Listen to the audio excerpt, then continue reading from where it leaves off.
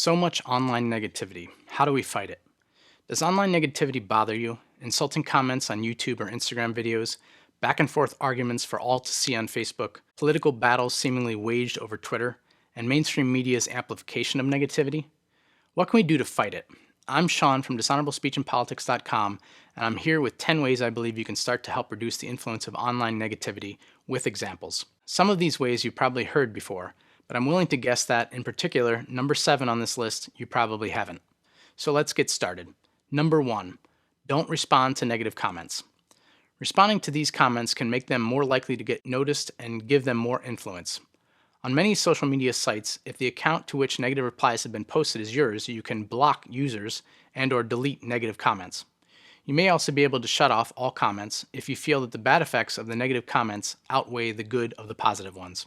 And YouTube, Facebook, Twitter, and Instagram all have ways to report users who violate their policies, even if you aren't the person to whom they are replying or commenting hatefully. Number 2, if you choose to respond to negative comments, don't respond to negativity with negativity. Stated another way, don't hate on the haters. For example, if below some young woman's dance video a person commented, "You're an ugly troll," I don't think replying with, "How could you write such a horrible thing? What kind of person are you? Leave her alone," is likely to ultimately be helpful in reducing online negativity. I suggest we try to put away a punishment mentality, bringing instead a "how can I help this person and others" mentality. And yes, even, how could I help someone who would write such a thing as "you're an ugly troll" to another human being? Number 3, if you really feel it's best to respond to some comment you think is negative or inappropriate, try a private message when possible. This is especially good if you know the person in real life and you express some genuine care for how they're doing while at the same time addressing their comment. Their negative comment is likely a good indication they could use some caring, actually. People who are truly doing well emotionally don't typically write really negative stuff, in my experience.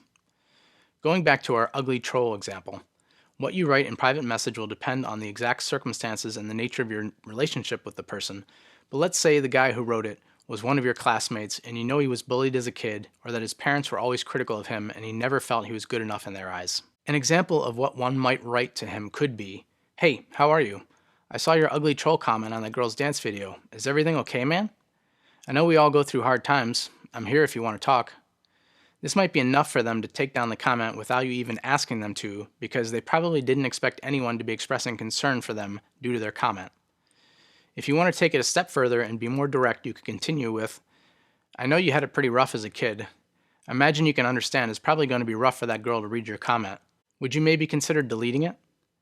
Regardless, I hope you're well, and I hope to hear from you soon. Take care."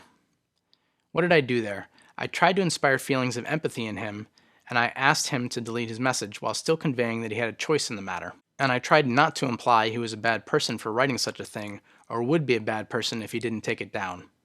In my opinion, it's best to steer far away from any message that even hints of, "You're bad, change your ways." And that's a good lead-in to number 4. In responding to negative comments, both publicly and privately, don't focus on proving the other person wrong or bad.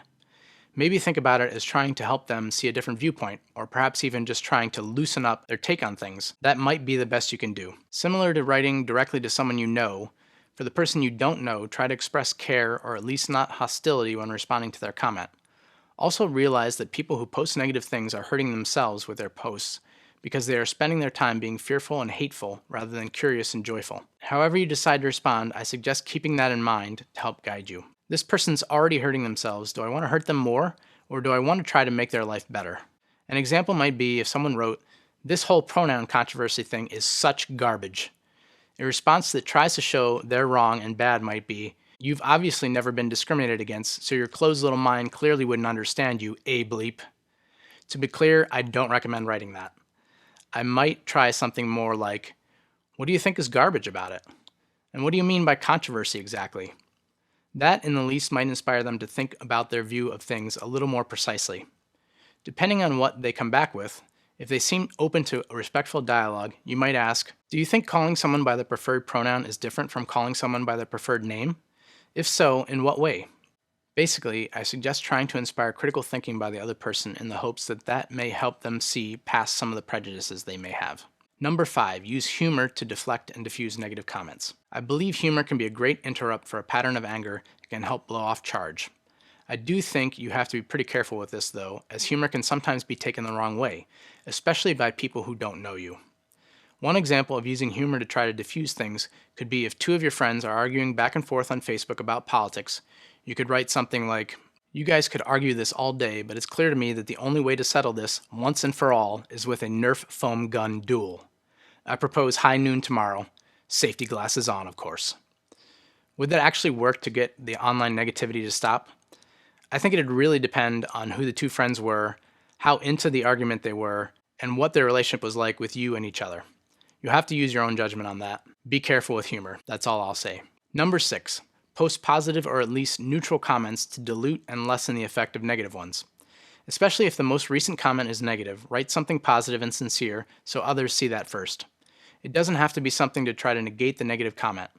In other words, if the most recent comment insults someone's attractiveness, you don't have to compliment them on being attractive. You can, but in a way you're giving an indirect response to the person who posted the negative comment, which may seem like a sort of reward to them. They got attention.